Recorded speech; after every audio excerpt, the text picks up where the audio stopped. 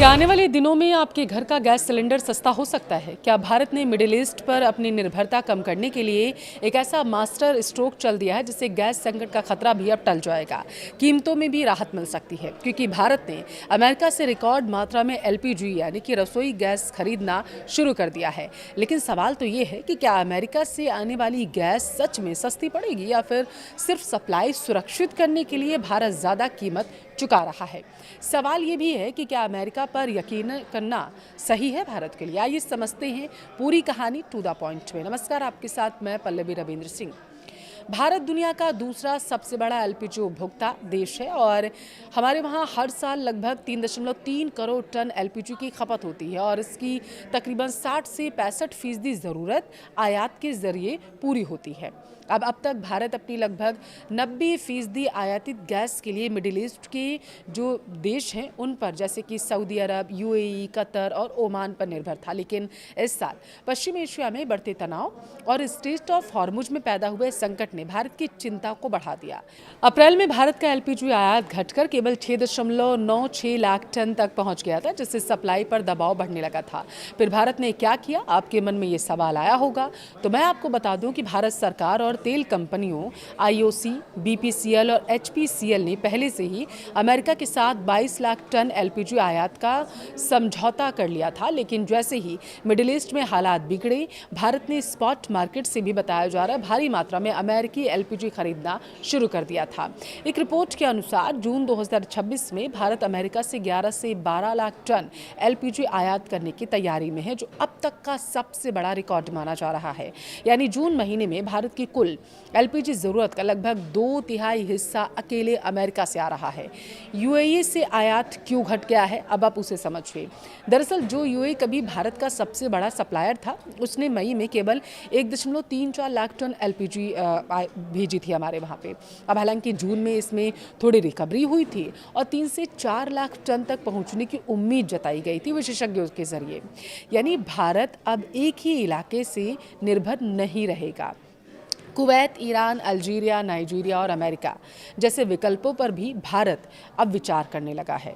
क्या अमेरिका से आने वाली गैस सस्ती होगी? बहुत सारे लोगों के मन में सवाल अब ये होगा। तो मैं आपको बता दूं, सबसे दिलचस्प बात यही है, अमेरिका से भारत तक गैस पहुंचने में लगभग 25 से 30 दिन लगते हैं, जबकि यूएई से यही दूरी 5 से 7 दिन की होती है। इतनी लंबी दूरी की वजह से शिपिंग कॉस्ट भी ज़्यादा होगी। यानी अमेरिका से आने वाली कई रिपोर्ट्स के मुताबिक भारत ने सप्लाई बनाए रखने के लिए ऊंचे प्रीमियम पर भी गैस खरीदना शुरू कर दिया है।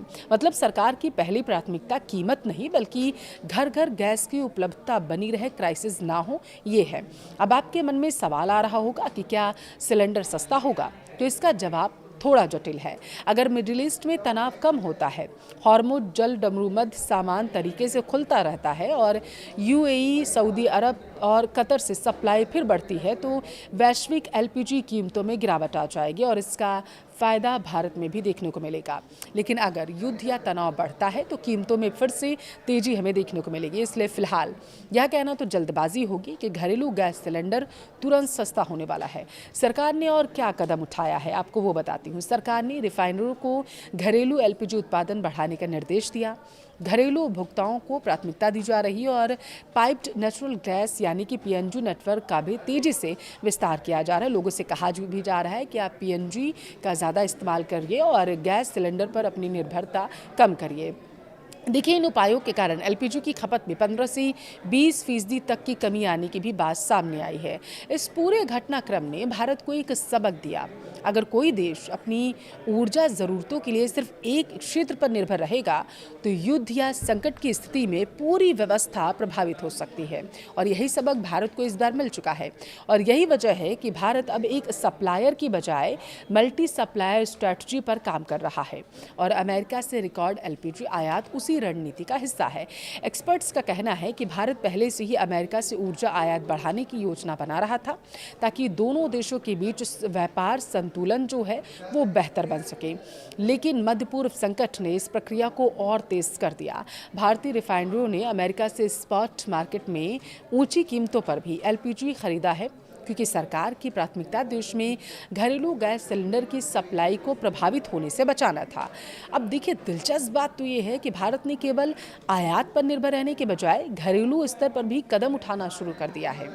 रिफाइनरों को ज़्यादा एलपीजी उत्पादन के लिए कहा गया।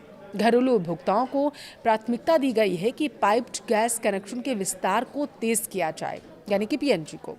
और इन प्रयासों के कारण एलपीजी की खपत में 15 से 20% तक की कमी भी देखने को मिली है। रिपोर्ट्स तो यही दावा कर रहे हैं। अब जून महीने में अमेरिका के अलावा यूएई से 3 से 4 लाख टन एलपीजी मिलने की उम्मीद है, जबकि कुवैत से लगभग 45,000 टन गैस की आपूर्ति हो सकती है। इसके अलावा ईरान, ओमान, कतर, अल्जीरिया और नाइजीरिया से भी सीमित मात्रा में सप्लाई जारी है। देखिए, एक्सपर्ट्स ये कह रहे हैं कि स्ट्रेट ऑफ हॉर्मुज के आंशिक रूप से खुलने के बाद आने वाले महीनों में मध्य पूर्व से एलपीजी सप्लाई फिर से सामान्य हो सकती है और इससे अंतर्राष्ट्रीय बाजार में एलपीजी की कीमतों पर दबाव कम होगा और भारत को सस्ती गैस मिलने की संभावना बढ़ेगी। फिलहाल अमेरिका भारत के लिए सबसे बड़ा एलपीजी सप्लायर बनकर उभरा है और यह बदलाव भारत की ऊर्जा रणनीति में एक महत्वपूर्ण मोड़ बनकर सामने आ चुका है। तो कुल मिलाकर अच्छी खबर तो ये है कि फिलहाल देश में गैस संकट का खतरा काफ़ी हद तक टल गया है।